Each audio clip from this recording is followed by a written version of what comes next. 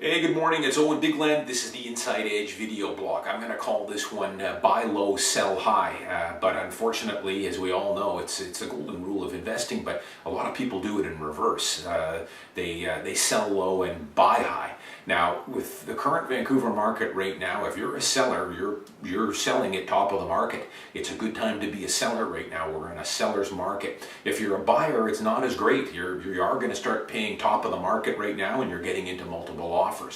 Now, I've had quite a few open houses over the last couple weekends. I've got a lot of spring listings out right now, so I'm getting a lot of traffic through my open houses, probably the best traffic numbers I'm getting in the last 6 or 7 years for opens. The market is very active, a lot of buyers out there.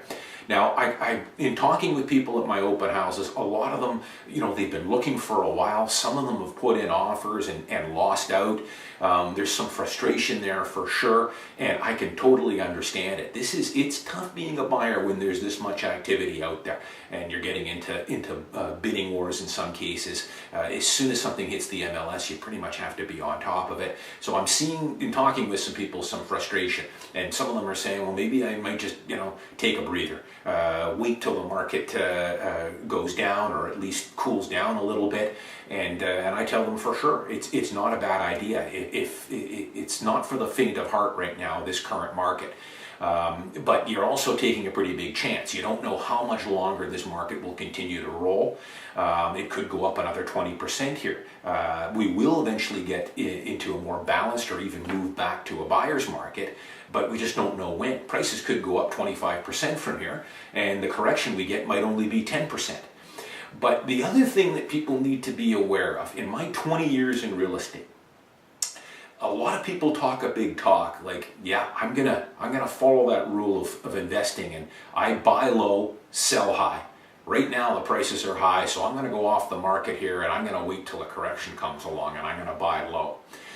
Unfortunately though, you might think you can do that, but in my experience, very few people can. Very few. Go back to my video blogs that I was doing in 2012. We were in a strong buyer's market there.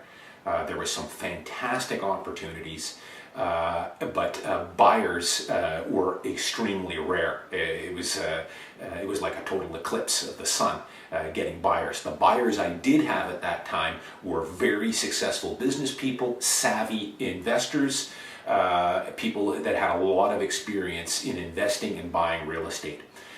Because back in 2012, you think, geez, the prices were off 10%. You had your choice of anything. You could cherry pick some fantastic homes. There was no competition.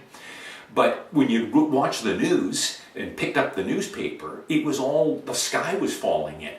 And, prices are going to continue to drop.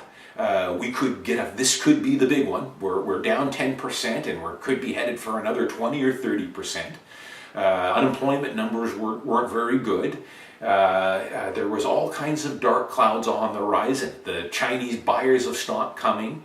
It was all doom and gloom. And people, they soak all that in, and it's down 10%, but I think it's still going to go down further. It's like T. Boone Pickens used to say. Many people just can't recognize the opportunity of buying low and selling high. They get into a buyer's market, and it's ready, aim, aim, aim. They never fire.